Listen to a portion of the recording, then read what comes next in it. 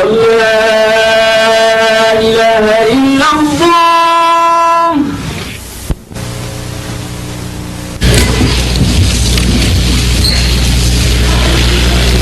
أعوذ بالله من الشيطان الرجيم.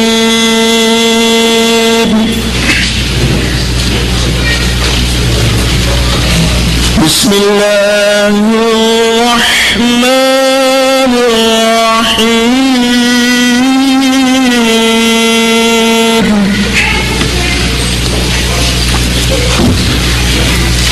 ولقد خلقنا الإنسان من سلالة من طين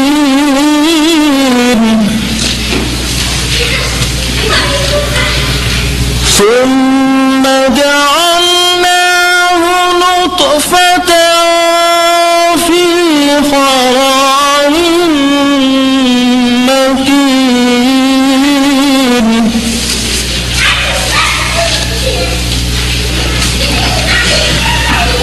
ثم خلقنا النطفة علقة فخلقنا العلقة مضغة فخلقنا المضغة عظاما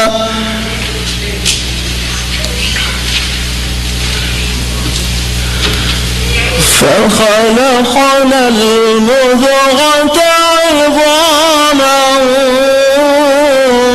فكسونا العظام لحما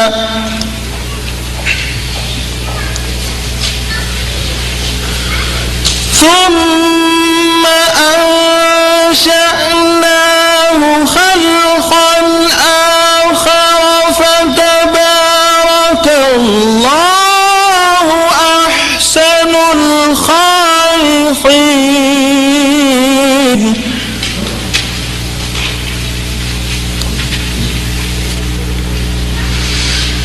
ثم إنكم بعد ذلك لميتون ثم إنكم يوم القيامة تبعثون.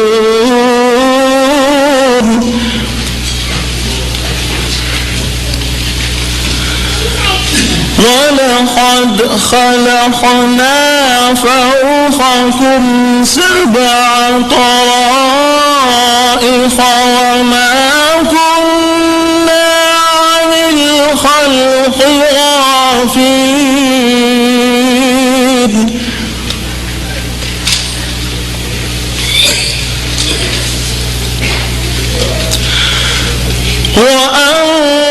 وأنزلنا من السماء ماء بقدر فأسكناه في الأرض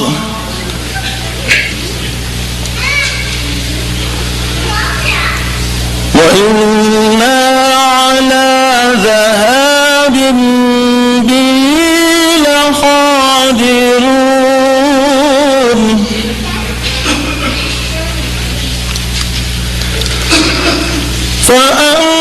فأنشأنا لكم به جنات من نخيل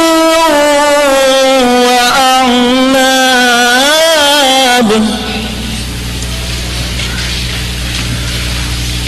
لكم فيها فواكه كثيرة ومنها تأكلون.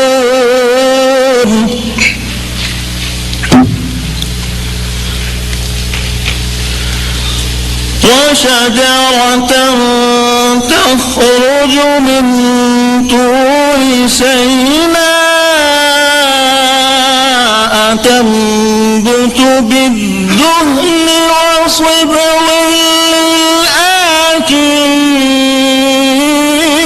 للآكلين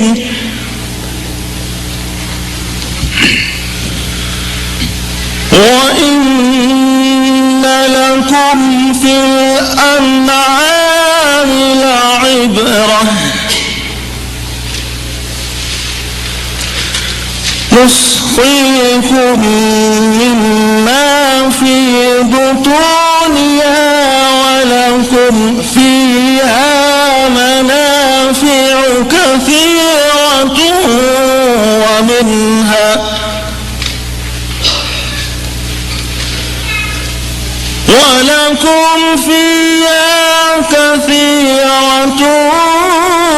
ومنها تأكلون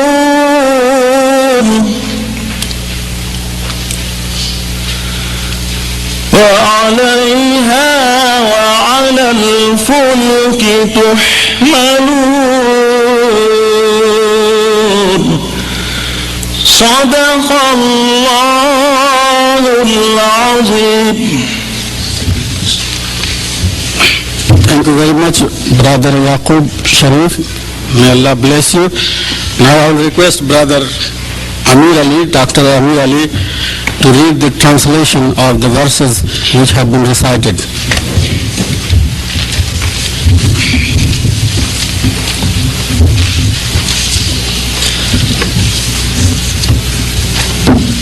أعوذ بالله من الشيطان الرجيم.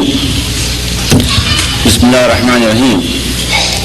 In the name of God, the most beneficent, the most merciful. The verses Brother Sharif has recited, they have been taken from chapter 23. This chapter is called Al-Mu'minun. And the verses are recited from number 12 to 22. And these verses have relevance to tonight's talk about creation or evolution. As we Muslims would like to call God Allah, the most praised one, he says in his book,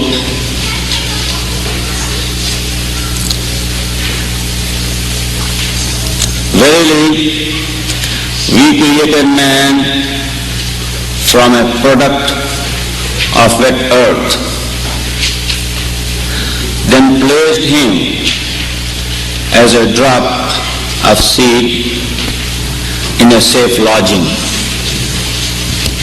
Then fashioned we the clinging droplet,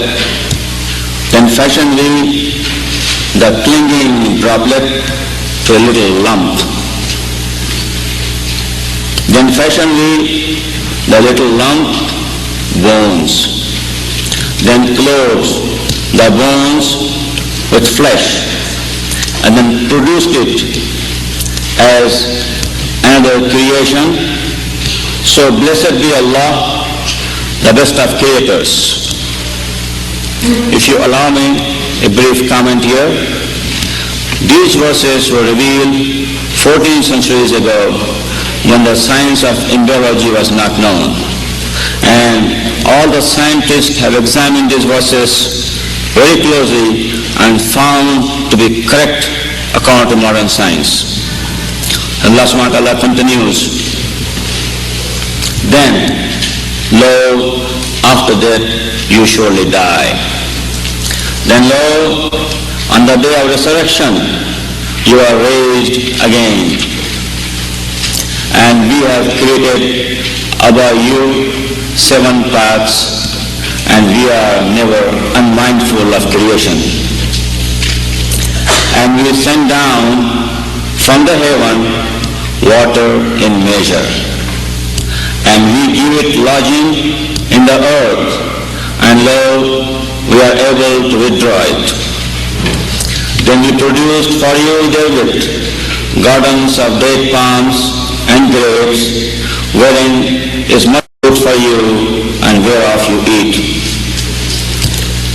And a tree that springs forth from Mount Sinai, that grows oil and rich for the eaters. And lo, in the cattle there is verily a lesson for you, We give you to drink of that which is in their bellies, and many users have you in them, and for them do you eat. And the last verse he recited, and on them and on the ship you are carried. Itself, Islam, the name of the religion, not Mohammedanism, but Islam, coming from the root word silm or salam, meaning peace, submission or obedience, and Islam itself specifically implying that peace is obtained through submission, to surrendering oneself not to the powers that be, but to the power of the Almighty, to God. So Islam is the name mentioned in the Quran as the name for the religion. This, of course, distinguishes it from, in some sense, from Christianity, because the word Christianity itself is not used in the Bible saying this is the name of a religion. Likewise, the name Judaism is not used in the Torah or in the Old Testament saying this is the name of a religion. Perhaps some Christians have decided to call Islam Mohammedanism because they have chosen to take Christianity, meaning from the root word Christ, like Christ, or Judaism coming from Judah. They may have thought that the religion of Islam or the Prophet Muhammad should appropriately have been called Mohammedanism. But of course it is not. God himself has called this religion Islam. And we must distinguish between Islam and Muslims. Between what the ideal is, Islam, the religion itself, and those who adhere or practice this religion are called Muslims. Muslim being a person of peace, one who surrenders or submits himself, who yields to the laws of God. Okay. One who submits and who... Okay. One who submits himself to the will and the laws of God as they are articulated in the Quran. We have to distinguish between Islam, Muslims, and Arabs. There are some 200 million Arabs. Some Arabs are Christians. There are over 1 billion Muslims in the world. One does not imply the other. In other words, not all Muslims, of course, are Arabs. I am not an Arab. There are Malaysians, Pakistanis, Indians, Europeans who are Muslims but who are not Arabs. Likewise, not all Arabs are Muslim. Approximately 90% of them are Muslim, but some of them are not Muslim. Some Arabs are Christian. And generally those Arabs who are Christian call God by the same name that the Muslims do. They call him Allah. And so we see some of the cultural things, some of the things we may be getting from the press, suggesting somehow that the name Allah may be distinguished or different from what we commonly call God in English, or implied they're false. So the central entity in the Islamic religion is not Muhammad. The central entity or being in the Islamic religion is the supreme being, and that is Allah. And Allah is just the Arabic word for the name of God. And there's something special about this name Allah, which makes it dear to Muslims, and why they sometimes may use Allah and God interchangeably. Still the name Allah tends to be dearer to them. I was talking to a speech therapist who was telling me that the most basic sound a human being can make is ah, ah. He opens his mouth, he vocalizes, no shaping of the lips, no movement of the tongue, just letting air pass through the throat, comes out the sound ah, ah. And in making this sound for the name of Allah, you have to raise the tongue up to the roof of the mouth, and then the tongue rests itself at the floor of the mouth. And so the tongue itself, even in saying the name God, Allah, the tongue makes prostration inside the mouth of the person, worshiping God even as you say his name. So this is one of the reasons, among many others, I'm sure many Muslims can tell you other reasons, why this name is particularly dear to them. Even saying his name, there is praise. So Allah is considered one, not 3 in 1, not 1 in 3, not 4 in 1, not 12 in 1, but only 1 in 1. And we say sometimes Allah, our Lord and God, is one. He has no mother, no father, no son. He shall not end, nor was he ever begun, and of his equals there are none. So we know in Islam the purity of unity, of the divinity is emphasized. And sometimes this places us at odds, of course, with those of our Christian friends who may believe that the divinity extends to more than just God, also to one of God's servants, Jesus, and to the Spirit, which they call the Holy Spirit. They include this in the divinity sometimes, at least the Trinitarian Christians. The Unitarian Christians, of course, believe in the unity similarly to the way that the Muslims do. In Islam, we also, of course, need to recognize, most Muslims do, the existence of the last of God's messengers, Muhammad alayhi salam, peace be upon him, who was born in Arabia approximately 570 and who died approximately 63 years later after having received over a course of some 23 years, revelations from God which were recorded by his contemporaries, which again is unlike the Bible, recorded by his contemporaries into a book form which we now have with us, which we call the Quran, or as we see it written so often, the Quran. This being a recitation from God through the angel Gabriel to Muhammad. And so this Quran becomes the primary source of authority in Islam for the laws. In Islam, there is no such concept as separation of church and state, which we hear quite a bit of when we're referring to Christianity or to Christian countries where Christians predominate. And this is because in Islam there are laws which govern the state, laws which govern economics, laws which govern relationships between husband and wife. It becomes a very comprehensive way of life and not merely just a set of beliefs. Islam is a comprehensive set of rules which encompass not only things concerning the body and the mind, but also the soul, and also social relations with others who have similar concerns. So there is no separation of this type. Not only is there the concept of the oneness of God, there's the oneness of mankind as well. God created all human beings, and the Quran emphasizes He made them of different colors, different languages, such that they may know each other, not that they may despise each other. So there is none of this racial antagonism espoused by Islam. I'll also point out, of course, we know racial antagonism and ethnic antagonism is not espoused at all by Christianity, even though we may find it prevalent among Christians, and we recognize that as well. Certainly it was not a part of the teachings of Jesus. And so we believe also, like Christians and Jews, in the day of judgment, that there will be a day in which men and women will have to account for their behavior. Their beliefs as well will have to be accounted for, and all that they have done. And God has the power to assign them to an eternal punishment or an eternal reward for having done the deeds that they have performed, which is again similar to Christianity, so there's not that much difference. I could go on. There are at least 5 pillars of Islam. The belief or testimony that one believes in God and Muhammad was his messenger, came with the message of God, is the first of the pillars. The second being salat, or prayer, which is a sort of a ritual prayer organized and performed such that the body moves in harmony with the soul to demonstrate submission to God.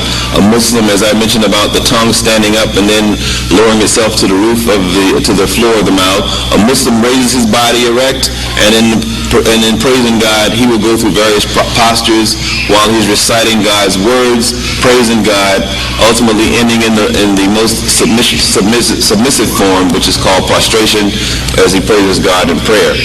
And then there's fasting, which is a period of about 30 days, which is to commence approximately next Wednesday or so, where Muslims would abstain from eating and drinking all liquid, and even from smoking for those who smoke for all daylight hours for approximately 30 days.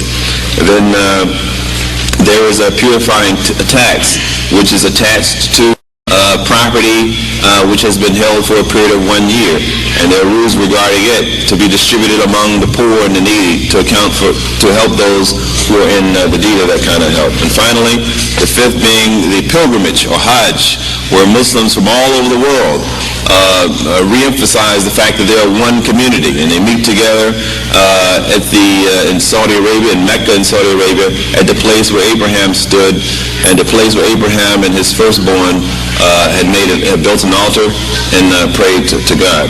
So these are some of the salient aspects of Islam. There's nothing to be feared about it. It is a belief system, a value system, a set of beliefs controlling every aspect of life, and God willing, you should learn more about it while you are with us. It is my pleasure to introduce to an eminent international scholar, Dr. Maurice Bucaille, who is sitting next to me. However, there are a large number of people who may not know him very well because they are not the people in this field. Dr. Maurice Bucaille is a native of France, and he studied medicine and specialized in surgery. He has great interest in Bible all his life, and he read old and new scriptures much in detail, and he mastered the knowledge very well. Through his contacts with his patients, some of them happen to be Muslims and some other people, he got interested in reading Quran. And during his studies of French and English translations, there were things which did not make sense to him.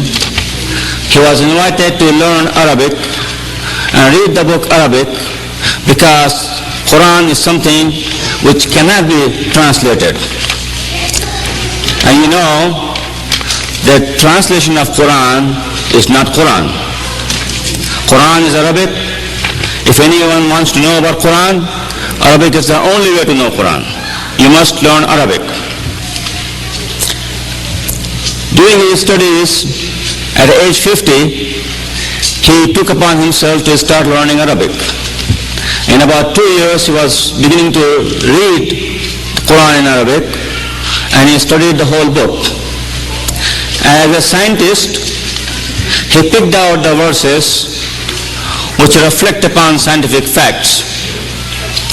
And as he had done before with regards to Old and New Testament, he compared the scientific reflections in the scripture with the modern scientific knowledge.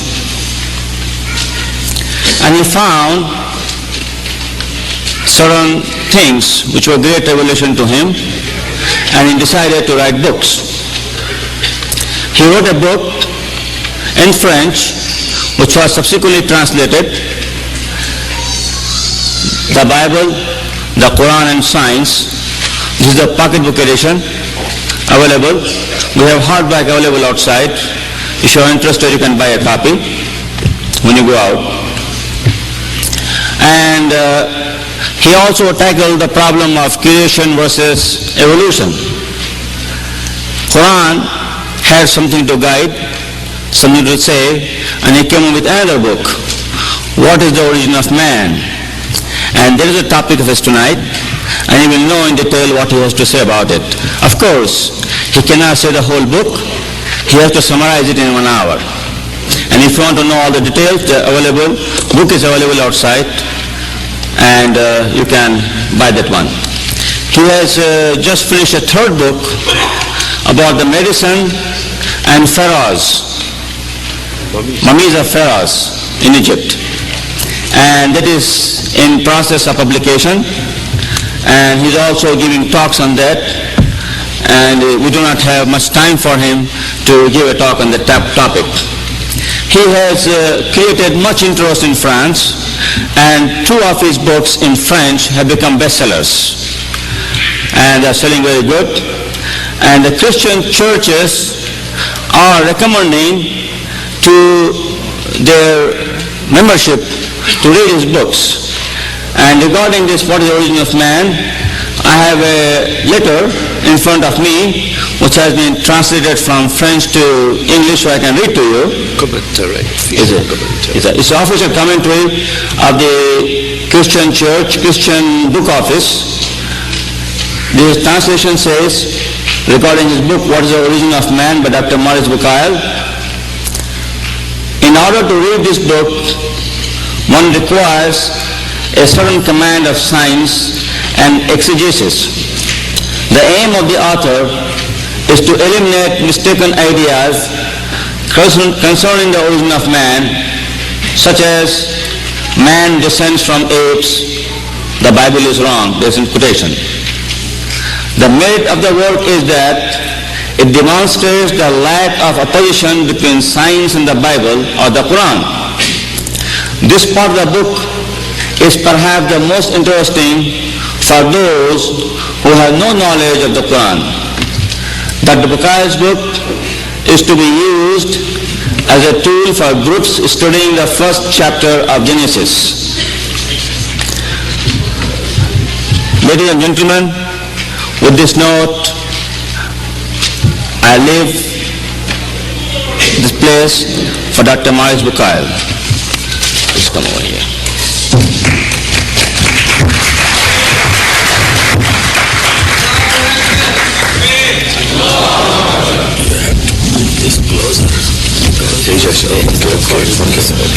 Mr. Chairman, I want to thank you very much for your kind introduction. It is my pleasure to be among you this evening. I visited Chicago for the first time 2.5 years ago. It was a short stay in Chicago, and it was my pleasure to visit you again. Ladies and gentlemen, Assalamu alaikum. Man questioning himself on the origin of his species initially had at his disposal for reflections, traditions and superstition passed on from generation to generation, and for which the source material is lost in the darkness of time. In a secondary stage, and before science was in a position to shed some light on the problem, as it is the case in our days, religious teachings and various philosophical systems brought elements for reflection. We must emphasize the influence on the human mind of the teachings of the scriptures of the three monotheistic religions. During many centuries, the only source of ideas consisted of notions drawn from them. The divine revelation was initially communicated by word of mouth and then in written form. One can only speculate on the date at which man became aware of the first revelation. As to the manner it came to him, are we not permitted to suppose that Noah was the first to bring this subject to the attention of his people? The Bibles make a reference to this fact, and we take from the Quran the idea that the first call to man to meditate on its origin was made by Noah. The most ancient text of the Holy Scriptures that we possess and which deals with human origins as creative work of God are without doubt based on what we presently know about the two Yahvist and sacerdotal narratives of the Bible. The Yahvist version of the Bible, the most ancient one, is today considered to have been written in the 9th century before Christ. The most recent version, the sacerdotal version of the Bible, is the work of the priest of the 6th century before Christ. It contains the lengthy narrative of the creation placed at the beginning of all the copies of the Bible. Christianity, naturally, took up the idea of creation and repeated the biblical teachings concerning the origin of man, without offering more details on this issue than those contained in the Old Testament.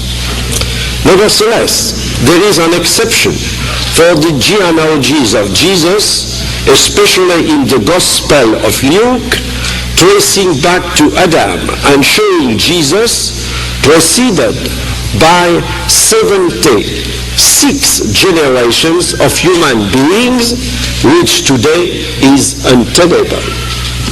The Quranic revelation considerably enriched man with data about himself, as it did otherwise for all the works of God concerning the creation and organization of the inanimate world as well as the living world. Thus, during many centuries, on the question of the origins, human mind in the West fed itself, if I may say so, on biblical teachings, whereas in the Islamic world, the Quran, in the meantime, brought not only the general idea of the creation common to the three monotheistic religions, but also further teachings concerning man himself, new teachings since non-existent in the Bible and to which I will refer later. The next stage is when, during the 18th century of the Christian era, science registered its initial major progress. As soon as man came to possess scientific knowledge, even rudimentary and really insufficient to arrive at a formal conclusion, this nevertheless led him to develop various speculations. The error of most of the scientists in their way of reasoning lies in the fact that they strictly apply to the case of man the findings which have not even a definitive significance for the animal kingdom. They did it from pure analogy. This fault in the drawing of conclusion explain what will follow, jointly with their fondness for ideologies. Thus the philosophers did not hesitate to construct theories which were founded on very fragile bases. This is also observed today. In the West, the 19th century was the time of the first disputes with the religious teachings, essentially with those of the Bible, particularly bearing on the fixity of the species through the ages, clearly formulated in the Old Testament. Lamarck, introducing his theory of transformism at the beginning of the 19th century, was the first contender of the biblical statement about the fixity of the species. But it was above all Darwin, in the second half of the 19th century, who dealt a severe blow to the biblical data with his theory of natural selection, supported in his book on the origin of species, which appeared in 1859. Darwin had supposed that nature was spontaneously able to bring forth living beings like those whose appearance may be favored by cattle or horse breeders through selected interbreedings. In his reasoning, Darwin forgot that these breeders cannot produce animals of a species different from the species of the parents. Darwin was right when he said that he had observed variation within the species he met in his trip through the oceans on board of the famous ship, the Beagle. But these variations were observed in animals belonging to the same species. At no time did he find a change in a species which resulted in the formation of a new species. In order to explain evolution in the animal kingdom, we need to know what gives rise to the transformation of one species, of one order, etc., into another. Darwin himself, in a letter preserved at the British Library, London, a letter with I possess photocopy, Darwin had stated quite clearly that he was aware of having failed to explain evolution. I quote Darwin, "But I believe in natural selection not because I can prove in any single case that it has changed one species into another, but because it groups and explains well, as it seems to me," said Darwin, "a host of facts in classification, embryology, morphology, rudimentary organs, geological succession, and distribution." Unquote. In this way, Darwin confesses that evolution cannot be explained by his theory. All the problems of value of the work of Darwin lies right there. The centenary of Darwin's death was commemorated in 1982 by a host of apologetic pronouncements, absolutely out of keeping with the importance of his work in the history of natural sciences. In my book, What is the Origin of Man? The Answers of Science and the Holy Scriptures, I have shown the deficiency of Darwin's theory and the misuse made of it by contemporary commentators of his work. Today, the existence of evolution in the animal kingdom is perfectly demonstrated. The evidence has been given in innumerable cases, with many details concerning the transformations in the course of time, for example, from the reptilians to the mammals. But Darwin never proved that man descends from ape. Moreover, he did not ever write it. His followers, among them Haeckel, in 1869, claims this without the tiniest argument, for no link has ever been formed between human and animal lineages. We shall come back later to this point. Supporters of modern theories like neo-Darwinism or the synthetic theory of evolution do their best in order to combine the far-fetched obsolete data of the idol with genuine findings of our knowledge. But in no way do they bring together all facets of the problems in their reasoning. They draw conclusions from certain aspects taken from data collected in laboratories where present-day microorganisms are studied, without taking account of the concrete facts of past events. That is to say, the documents provided by paleontology, that is to say, study of fossils, and corroborated by other disciplines such as zoology, embryology, comparative anatomy, genetics, cellular and molecular biology, etc. In fact, we observe the birth of theories supported by scholars who describe them as depending purely on science, but which only translate the compromises with their personal philosophy. In this field in France, we are well placed to note to what extent famous specialists in molecular biology, like Jacques Monod or François Jacob, worthy, however, to have received a Nobel Prize in medicine, could have taken liberties with the facts in order to satisfy their materialistic desires. one knows the fantastic organization which rules the functioning of the cell and commands the evolution in the animal kingdom.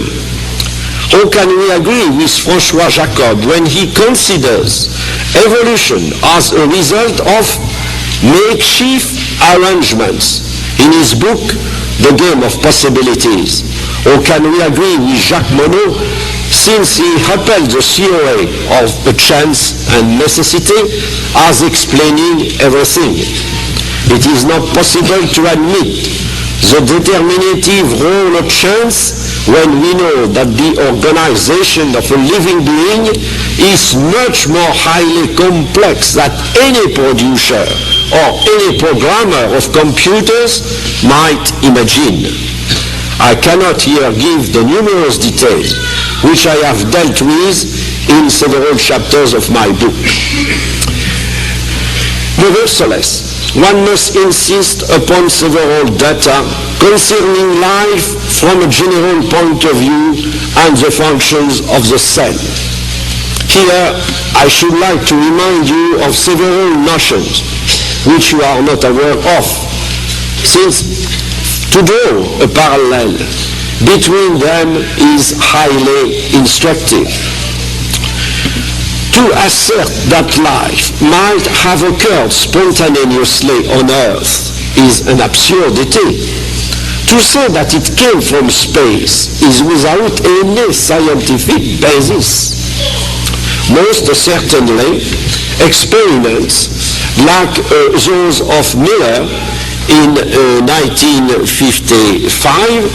were able to demonstrate that very small amounts of chemical components having high complexity, like amino acids of cellular proteins, might be produced artificially.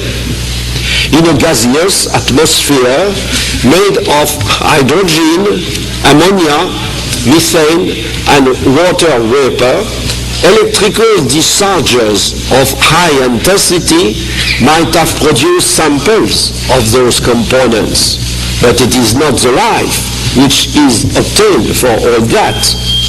The reasoning of Miller is erroneous, for there is a right gap between bringing the compounds to combine together in a chemically ordered fashion and producing the fantastic complex we call the cell, or even more rudimentary living organisms. A statement such as this is tantamount to saying that the possibility of spontaneously forming steel particles from iron ore and coal at high temperature could have automatically led to the construction of the well-known Eiffel Tower in Paris, or other towers that you know well in Chicago, through a series of happy coincidences. This series of happy coincidences would have assembled the materials in proper order, and the result would have been to obtain what was, for the Eiffel Tower, a triumph of metal construction almost a century ago. And we must note that the structure of such a tower is much less complex than the most simple cell. Each cell possesses, if I dare say, its computer.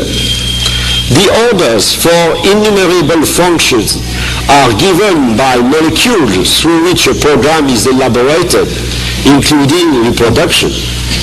In the nuclei of the cells, a proteinic macromolecule, the desoxyribonucleic acid or DNA, is the basic element of a system having a tremendous complexity and producing the catalysts triggering specific chemical reactions. The specificity of the latter depends on chemical components which hook onto this basic substance. By this way, coded orders are sent by chemical messengers, and after decoding, specific enzymes are produced, leading to the synthesis of proteins which are necessary to life. The genes are segments of DNA to which chemical compounds are appended. Each cell possesses a considerable number of them, ordering innumerable activities. So the genome is constituted. Even the living organisms, which have not a nucleus like the bacteria, have such a system of command.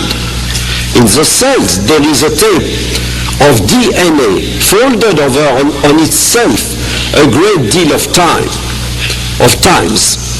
By this way, thousands of different kinds of proteins may be produced, about 3,000 for bacteria like Escherichia coli. In the case of Escherichia coli, the length of the tape of DNA is 1 millimeter. 1 millimeter, that is to say, 5,000 times the maximum size of the bacteria. In human beings, where the size of each cell is drawn to a scale of thousands of a millimeter, the cumulated length of the tapes of DNA of all the cells of the body is exceeding several times the distance between the Earth and the Sun. More exactly, today one estimates that this accumulated length might be equivalent to more than 15 times the distance between the Earth and the Sun.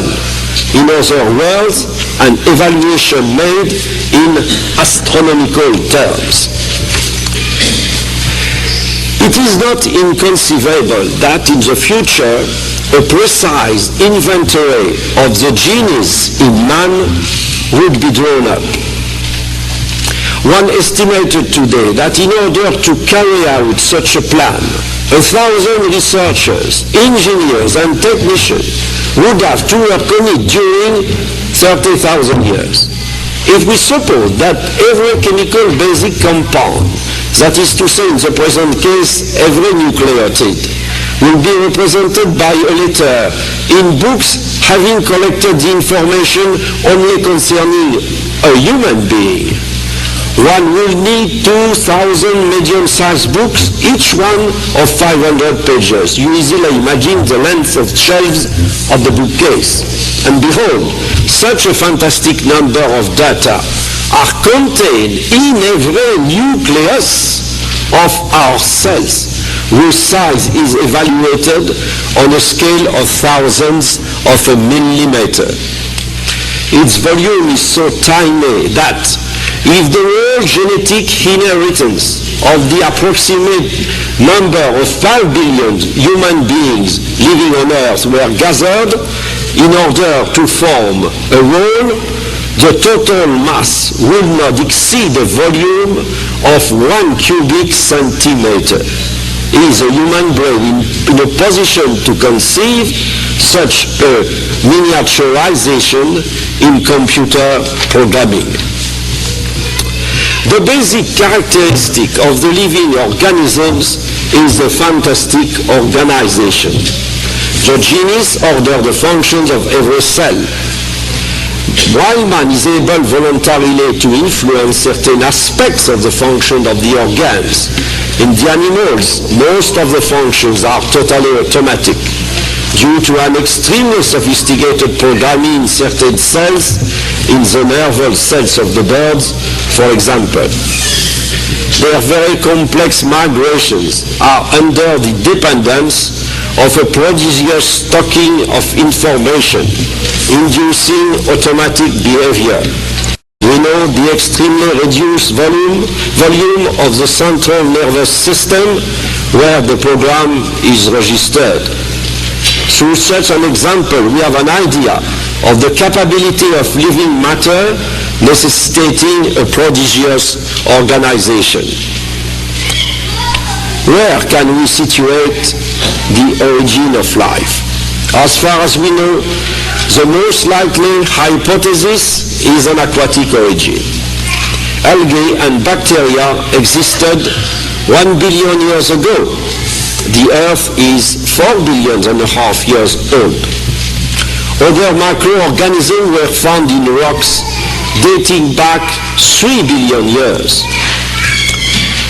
Pluricellular life forms more probably developed from unicellular forms. The most primitive pluricellular beings are likely to have been the sponges, which, although not possessing clearly differentiated organs, already display a reproductive organization that is sexual. From these primitive forms probably derive others possessing rudiments of organs and cells that have acquired nervous and muscular functions. They are likely to have been formed less than 1 billion years ago. The first invertebrates probably appeared 500 or 600 million years ago, along with mollusks, annulated worms, and the first insect. The vertebrates came later, roughly 450 million years ago, and likewise certain fishes which continued to develop thereafter. The first terrestrial vertebrates, amphibians and reptiles, appeared some 350 million years ago, and following them came the mammals 180 million years ago, and the birds 135 million years ago. This brief survey showed the magnitude of the evolution in the animal kingdom toward ever more developed and complex forms in a perfectly ordered manner, suggesting that its explanation by chance is impossible. The genetic code which controls the function of each of our cells is the director having control over all transformations that arrive in an orderly, non-chaotic manner. When a new characteristic appeared in evolution, this was the obligatory reply to an order from one or more specific genus. Evolution has perpetually been the creator of increasing complex forms among the animal and the plants. Thus, when one studies the infinitely small in living being, one arrives at the notion that everything is entirely programmed at the level of the genetic code, exercising its control over extremely complex functions in connection with anatomic modifications. How can the existence of a programmer be found incompatible with science? Even further, how can an objective and impartial scientist of our age avoid the impossibility of explanation of this extraordinary arrangement of the phenomena of life, which would depend on the notion of chance? Or then, can one rely on whole formulae, preconceived ideas such as Darwin natural selection, which in no way explain that we know today of evolution? What characterizes a living being is the information recorded in the genetic code. The latter contains the specifications concerning its morphology and functions of every kind. Evolution, as we know, is quite obviously dependent on a process of successive additions of informational data over the course of time. Scientists can argue ad infinitum about the causes determining the fact, but they cannot get away from the fact itself because it is patently obvious. When certain of today's theorists who claim to have an explanation for everything are asked just where the point of departure or origin of genetic information lies, they are at a loss for words. How could they fail to be? Jacques Monod has acknowledged the inability to explain it in his book, Chance and Necessity. I quote Jacques Monod: The major problem is the origin of the genetic code and the mechanism by which it is expressed. Indeed, one cannot talk so much of a problem as of a genuine enigma." Unquote. Lamarck and Darwin did not provide an explanation for the genesis of the broad basic divisions of the plant of animal kingdom, each of which arrive at an organizational plan for an entire lineage. Fortuitous changes in the genes do not adequately account for the emergence of major variation. They cannot create new forms with modifications that affect organs in a coherent manner. All of these events took place in a very long stages. At the beginning, there appeared the first signs of particular features, followed by a period of accentuation of these phenomena, which was rounded off by a phase during which events slowed down and the creation of new types finally ground to a halt. At the present time, we would appear to be in this final stage, as we shall see later on. However, in the case of man's transformation, transformation came to a halt more recently. All the major organizational types were laid down at a very early stage. From the moment a type engendered certain form that oriented themselves in a particular direction, no new organizational types emerged from specialized forms. In his book, The Evolution of Living Organisms, Pierre-Paul Grasset wrote, I quote, "Creative evolution has its roots in prototype forms. Without them, no new types of organization can ever appear." Unquote. At the cellular level, evolution raises questions which can now be answered by molecular biology and genetics. No new phenomenon can occur in the cell without the intermediary of DNA molecules, which by means of ribonucleic acid, RNA molecules, is responsible for the formation of proteins that constitute the origin of chemical synthesis. For every important morphological variation, the DNA molecule must acquire a new active gene, thus adding to its fund of chemical held information, or modification must occur in a gene that already exists.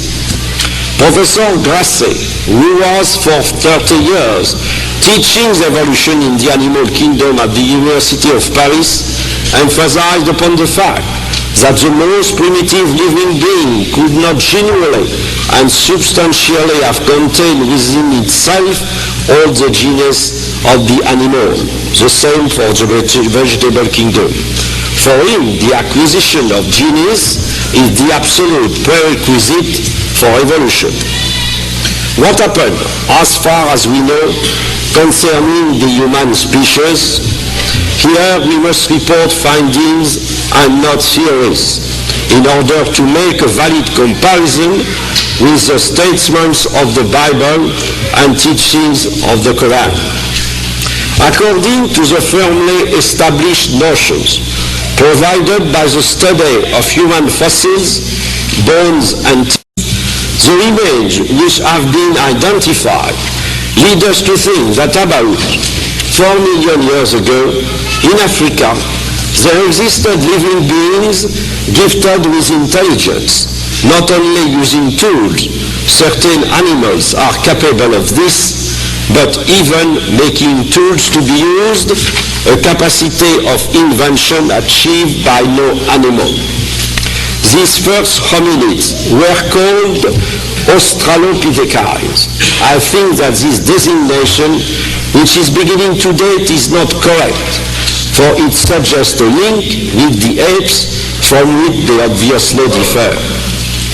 However that may be, they had a morphology similar to us in numerous respects, biped posture, for example, although they were much smaller and had a skull capacity of only about 500 cubic centimeters. According to today's knowledge, they represent the most ancient generation. But it may not be excluded that future discoveries will push even further back the date of man's first appearance on Earth. We do not exactly know when this first wave died out. 1 million years from us, 600,000 years ago, we do not know. The second wave was that of the Pithecanthropes, or Homo erectus, identified in Africa, Asia, Indonesia, and Europe. Their size was closer to ours, with a larger brain, about 900 cubic centimeter in average. They discovered the use of fire. They will have existed during periods ranging from 5,000 to 150,000 years before our time. With the third wave, Neanderthal man, whose remains were found in Europe, Africa, the Middle East, and Java, the brain develops even to exceed the human brain of today in volume. This wave, it seems, was of a shorter duration, between 100,000 and 40,000 years. At around this latter age, the fourth and last wave appeared, bringing in today's Homo sapiens, who seems to have evolved very little to date.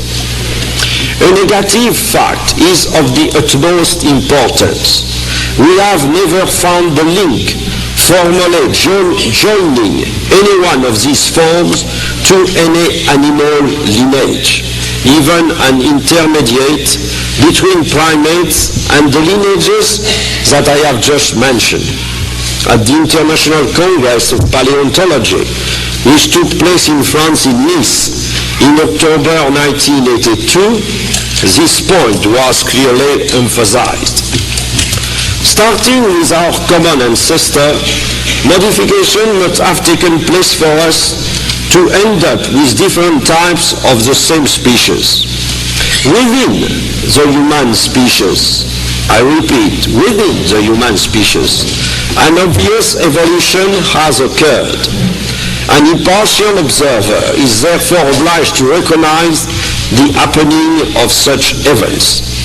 Throughout the course of time, there have been modifications of the human form, but in no way does this signify that we descend from apes as the adepts of Darwin's have claimed. From the Bible, I have retained as perfectly valid the idea of creation which is emphasized in its text. Nevertheless, as to the present value of the integrity of its narrative of the events, something entirely different is considered. The longest biblical narrative of the creation, in fact there are two of them in the Bible, describes, as I have shown in my book, The Bible, the Quran and Science, the creation by God described as the creation by God of the animals by presenting the various species are fixed through the ages. Moreover, the chronological data of the Bible lead to evaluate the age of creation of the world and the appearance of man on earth at about 57 to 58 centuries ago. In 1987, now, the Hebrew calendar places them at 5,747 years ago. None of these statements is scientifically acceptable. However, one readily concedes that for the Bible it could not have been otherwise. When dealing with such subject, the biblical authors of this narrative, the first one at the 9th or 10th century before Christ, are recognized by the Christian exegetes themselves as indeed inspired by God. as far as the truth of the phrase are concerned, but having written following the ideas, traditions, superstition, or myth of their age about other subjects. How in this circumstance can they have not committed errors concerning facts on which no scientific light was shed prior to the modern era? It is not therefore astonishing that the Second Vatican Council, 1962-1965, declared that the book of the Old Testament might, I quote this declaration of the Second Vatican Council, might, I quote, contain material which is imperfect and obsolete, unquote. The concept of creation of man is often discussed by those who emphasize the resemblances between man and the apes or other supposed ancestors from the points of anatomy and various functions. By this way they suggest that we might be their descendants. They forget that these similarities were imposed on man, who of necessity was obliged to live in the same surroundings. We take the word in its broadest sense, which means our earthly environment with its geographical variations. Thus man needed a respiratory tract similar to what constitutes the latter in other animals which consume oxygen in the air, or a digestive tract to ensure its nutrition from the food provided by the ground or the flesh of other animals on which man depends, such like animals are depending on others. These essentials of life lead to similarities in functions, physiology, biology, and a host of common characteristics. Without these morphological and functional resemblances, man could not have survived on Earth. Taking into consideration today's firmly established data of science, we cannot find a disagreement between them and the religious teachings about the creation of man, this concept being shared by Jews, Christians, and Muslims alike. Islam has brought additional teachings concerning man in the Quran. In my last book, What is the Origin of Man, I have repeated that these statements of man were those which impressed me most from a scientific point of view. I even delivered a lecture on this subject in 1976 at the French Academy of Medicine. Now I have fully developed all these elements in 2 books. When dealing with the origin of man, I cannot fail to evoke how the Quran teaches us, in a more general sense, on the starting point of life. I will only quote the verse of the Surah Al-Anbiya. أَوَلَمْ يَرَ الَّذِينَ كَفَرُوا أَنَّ السَّمَاوَاتِ وَالْأَرْضَ كَانَتَا رَتْقًا فَفَتَقْنَاهُمَا وَجَعَلْنَا مِنَ الْمَاءِ كُلَّ شَيْءٍ حَيٍّ أَفَلَا يُؤْمِنُونَ. Do not the unbelievers see that the heavens and the earth were joined together when we clothed them asunder, and we got every living thing out of the water? We do not believe. Who today does not know that the origin of life is aquatic? Furthermore, I believe I distinguish in the Quran allusion to transformation of human morphology taking place in sequence in different phases as modern science demonstrates. These verses have become accessible to human understanding only in the modern era. The ancient commentators, as well as today's translators and commentators, could not and cannot grasp the real meaning. Only a scientist understands. I shall not emphasize the well-known spiritual sense attached to the creation of man from the ground, which appeared in many verses. But the Quran evokes, after the creation, a second phase wherein God gave form to man. This Surah Al-Araf, لَقَدْ خَلَقْنَاكُمْ ثم صورناكم ثم قلنا للملائكة اسجدوا لآدم. We created you, and thereupon we fashioned you. Thereupon we told to the angels, bow down to Adam. Man was fashioned harmoniously. Such is the mention of Sawa, which applies to man in the Surah Al-Hijj and the Surah Sad. Moreover, in the Surah Al-Infitar, it is specified that الذي خلقك فسواك فعدلك في أي سورة ما شاء ركبك. God is the one who created you and fashioned you harmoniously and in due proportion. In whatsoever form he willed, he made you out of components. I will follow with the quotation of verses which speak for themselves, if I may say so. من سورة التين لقد خلقنا الإنسان في حسن تقويم. We created man according to the best organizational plan, for I suppose that such is the meaning of taqweem. As to the following verse, Surat Nuh, وَقَدْ خَلَقْنَاكُمْ أَطْوَارًا, He created you in stages. I have suggested in my last book that atwar, which appear once in the Quran, could be related to the transformation undergone by the human species throughout the ages. Indeed, all those who have studied embryology are well aware that it is in the uterus of the mother that are outlined, then settled, all morphological transformation which will fully develop in the adult. The stages through which the embryo passes in the uterus, to which one generally relates the word, are just as applicable to the entire human lineage. Finally, when one has in mind the data provided by the study of fossils concerning the successive waves of human types in the history of our species, how can one not compare these two verses of the Quran with these findings?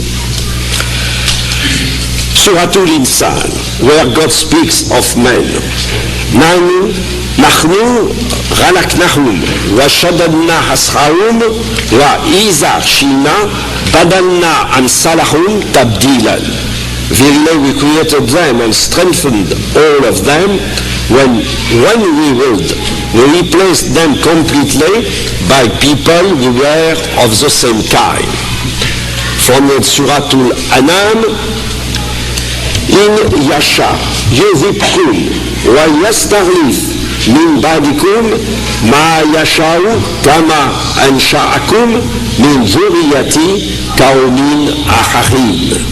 If God wills, He destroys you, and in your place appoints whom He wills as successors, just as He brought you forth from the posterity of other people. These two verses consequently emphasize the disappearance of certain communities and their replacement by others in accordance with the will of God through the ages.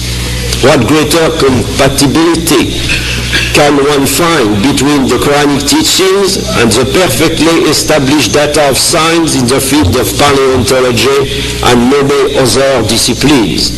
Let us remember that they were absolutely unknown at the time the Quran was brought to the knowledge of men.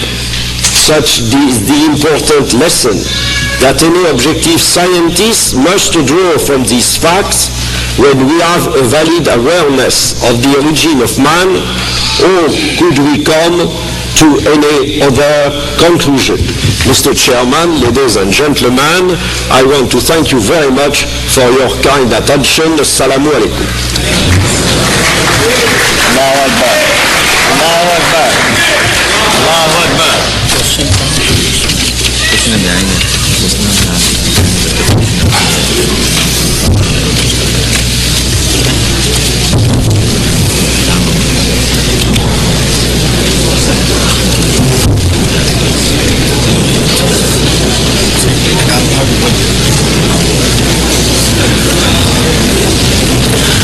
while the questions are being collected,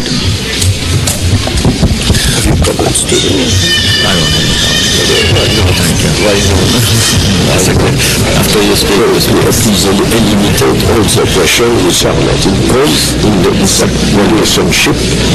Otherwise, we reconcile Australopithecus as being the earliest human on earth, and the teaching that Adam, according to Adam, made in the most perfect way, according to the religious, was the first man on the earth. it is an excellent question, but I suppose that the author had forgotten quotation of the Quran, what I have recited. At first, now we suppose that the Australopithecus is the most ancient man known. But we are not sure at all that in the years to come, and maybe later, after that stage, we might be in a position, paleontologists might be in a position to discover other forms. We suppose that is the most ancient one, but for the future we do not know what will be the discoveries. And second part, in the Quran you have a verse I have quoted from the Surah Al-Araf, لَقَدْ خَلَقْنَاكُمْ ثُمَّ سَوَّرْنَاكُمْ. We created you, and thereupon, summa, we fashioned you. So that there is absolutely no contradiction between what I told you concerning the most modern discoveries of paleontology and the teaching of the Quran you have quoted. The next question is, what inconsistencies do you find in the Quran? No. None. This is...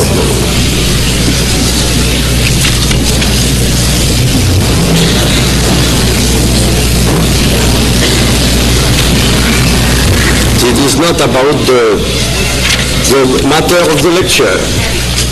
I am requesting you to ask question concerning this subject, please. Somebody asked about the healer. We don't want to answer this kind of question. According to the scripture. No, don't. It's too long. No.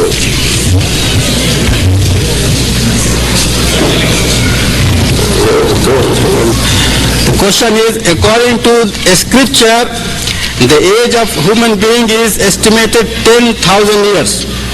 But according for science, the age is in millions. Do you have any explanation regarding the possibility of creating different human beings before Adam's? Do scriptures deny that man could create a different form from the present one? Something is clear, something is not clear. It is not at all conform with the modern discovery that the age of man is 10,000 years. No, not at all. No. Man appeared surely much in more ancient times. I have explained that very clearly. And so that there is absolutely, according to science, this age is in millions, of course. But it is according to scripture, the age of human being is estimated in 10,000 years. Not at all. Not at all. For the Bible it is less, and the Quran does not teach the least thing concerning the age of human being on this earth. Have you an explanation regarding the possibility of creating different human beings before Adam? Not of course, because if Adam is the first one, to designate Adam, the name Adam is to designate the first man who appeared on that earth. There is no question about that. The last part I cannot answer because the scripture deny that man could be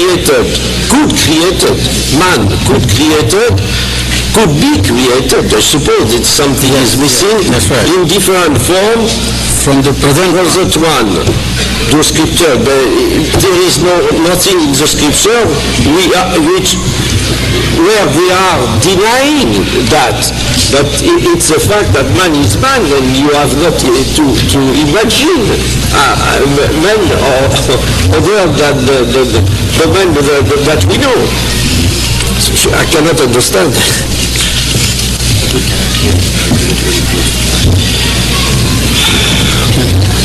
Is there in the Holy Quran about the origin of animals?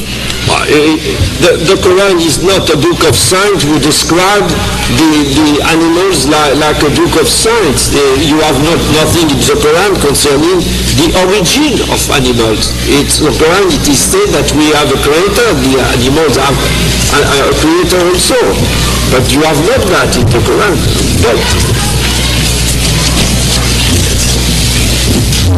Protoplasm, as claimed to be the basis of life, existed in clay.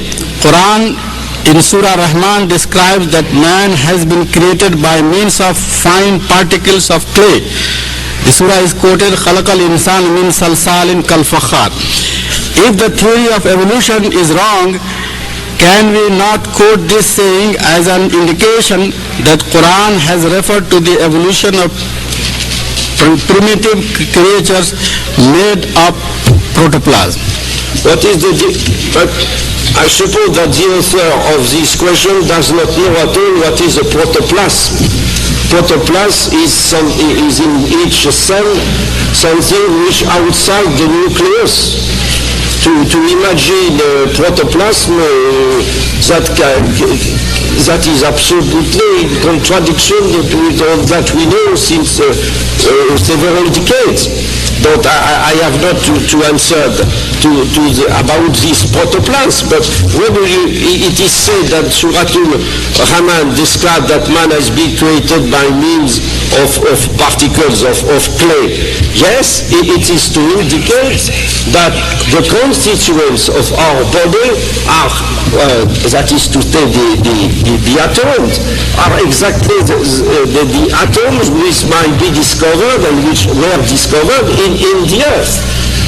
There is no problem of evolution in that. And I have made a difference between evolution in the animal kingdoms and the transformation of the human species created by God.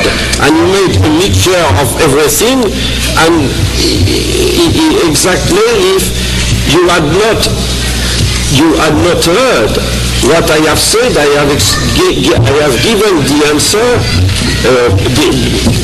before. Does the modern science confirm the Quranic verse which states that God made every living thing from water? Yes, but... And is the Bible consistent with this theory? The Bible said nothing about that, but it is, I have explained, I have said, I suppose very clearly that everybody now suppose that the origin of life is aquatic. I have said that, I have given the answer.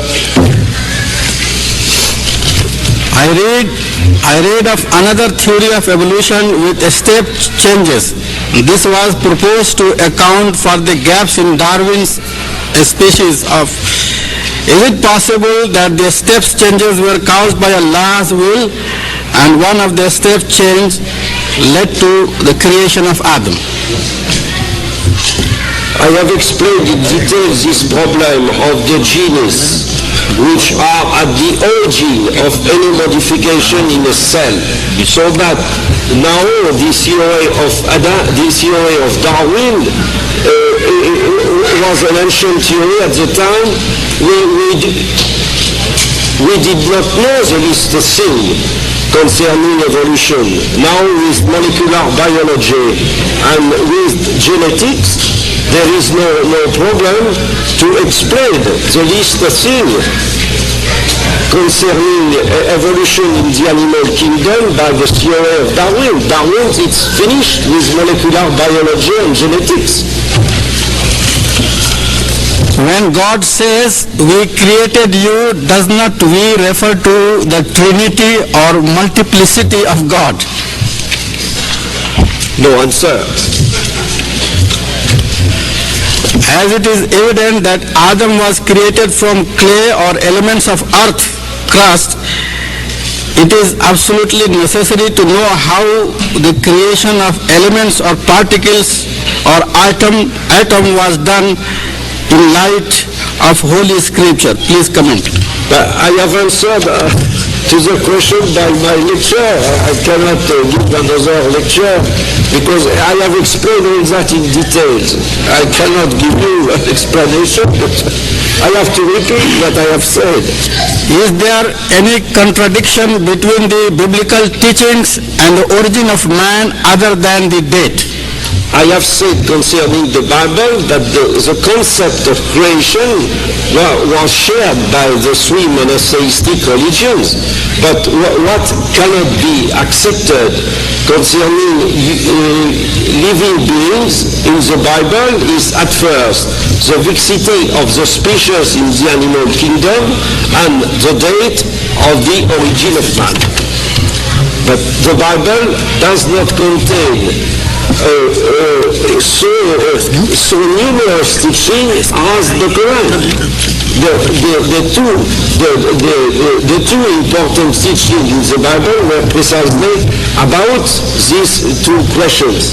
And since the author of the Bible have written their books in close conformity with the concept of their day, with the tradition of their time, the scientific error, what appear now as scientific error in our day, were absolutely unavoidable. That does not mean at all that from a religious point of view, many teachings of the Bible are not at all to be taken into account. I am speaking only about the subject matter of this lecture. Can all the theories of evolution be accepted or reconciled with the position of those who believe in creation? Personally, I am a believer in God, I am a believer in the creation, but I think that from a scientific point of view, there cannot be any doubt about evolution in the animal kingdom and transformation in the human species. The two things are perfectly compatible and they not at all a contradiction between one and another. The similarity of man and animal in anatomy and physiology is because of the same living condition. So you say man adapted to this system or man was created on this system? Yes, of course. Man was created according to the necessities for the man to be in a position to survive on this earth.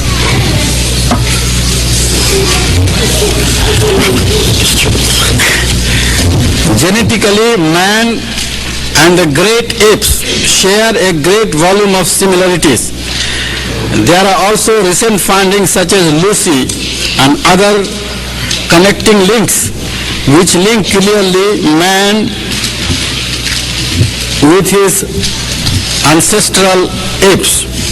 Does Quran say that man was not evolved from the ancestral apes? Well, I have explained, exactly this possibility of evolution as it appears in the Quran. For the third time, I shall repeat, وَلَكَدْ خَلَقْنَاكُمْ ثُمَّ صَوَّرْنَاكُمْ, and I might repeat other quotation of the Quran I made in Arabic. Like man was fashioned harmoniously, the word sawa, and many quotations of the Quran I gave you to explain you that it was a transformation in the human species. What are the similarities and differences of the Bible, science and Quran? It does not relate to it. You have to read the book. It's too much. Too much differences. I cannot give an answer. In Quran, many times it is mentioned that Allah has not created anything purposeless. How do you account for the presence of vestigial organs in the human being which are quite functionless according to the modern science? Yes.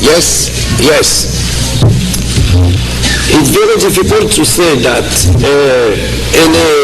an organ might be absolutely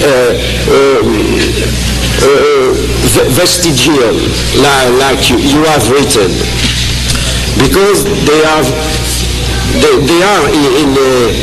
it's well known in physiology that necessarily in the course of the embryology concerning human beings and the animals, there are organs which at a certain time are useful and later on are not useful later on in the course of the life of animals as well as of human living beings. Considering, for example, the lymphatic system, we are considering some glands like the thymus, you can know thymus,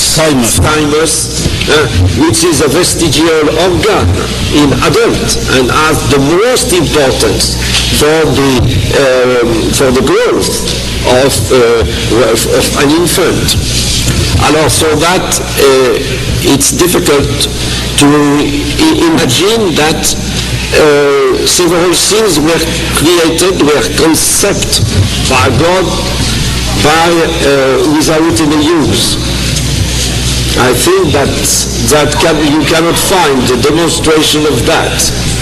And it is necessary to know in detail the comparative anatomy to our full of admiration for the wonderful organizational plan according to which we have been fashioned, as the Quran said. What about the It's not out.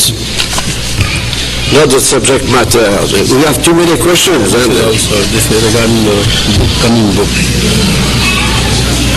When is Dr. Bucaille's new books going to be published, and approximately when will it be available in America in English? I am in a position to tell you that the book to come in French, Medicine and Mothers of the Pharaohs, I translate. The publisher promised me to publish it in next October, and I hope that since the English text is finished, I hope, inshallah, to have an American publisher. But until now, I cannot tell you the least thing about this project.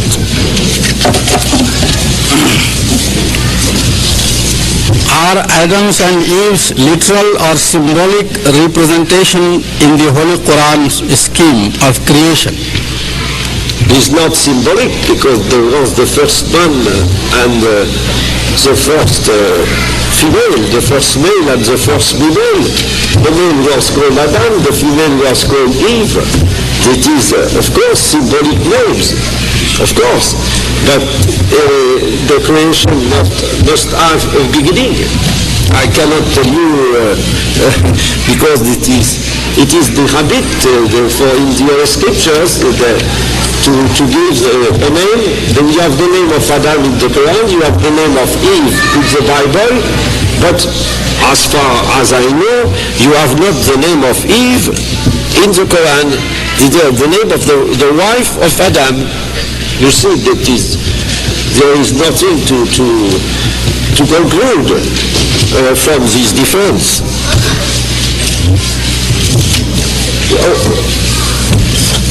Unless you want to take some more questions. Anybody concerning the subject matter? It's not directly concerned. If it is not directly concerned, excuse me, because I want at first to answer questions which are directly in connection with the topic of this lecture. If you have, with pleasure. No, it's not concerning to Looks like we are getting out of question. There are some questions which are really out of order, This is why I'm not reading. Tomorrow, very early. You must give a lecture tomorrow. I'll give you one more chance before we close. Anybody has any question? Write down your question, please. Write down and send to us. The last one is finished. I must leave very early tomorrow morning, but I must leave very early tomorrow morning. I have a lecture to give in Toronto tomorrow. As well as on behalf of the Institute of Islamic Information and Education, it is my privilege and honor to welcome you, Dr. Maurice Bucaille, to Muslim Community Center of Chicago. I also like to thank all the participants tonight. I hope that this lecture has given you some thoughts, some ideas about the creations of human being on this earth. And I also like encourage you to read his books. They are very informative, especially this Origin of Man as well as this Bible, Science and Quran. With these short notes, we will adjourn. The Salatul Isha will follow immediately. Therefore, please join me in dua. أعوذ بالله من الشيطان الرجيم بسم الله الرحمن الرحيم ربنا لا تؤاخذنا إن نسينا وأخطأنا ربنا ولا تحمل علينا إصرا كما حملته على الذين من قبلنا ربنا لا تحملنا ما لا طاقة لنا به واعف عنا واغفر لنا وارحمنا أنت مولانا فانصرنا على القوم الكافرين ربنا آتنا في الدنيا حسنة وفي الآخرة حسنة وقنا عذاب النار وصلى الله تعالى على خير خلقه محمد وآله وصحبه أجمعين برحمتك يا أرحم الراحمين.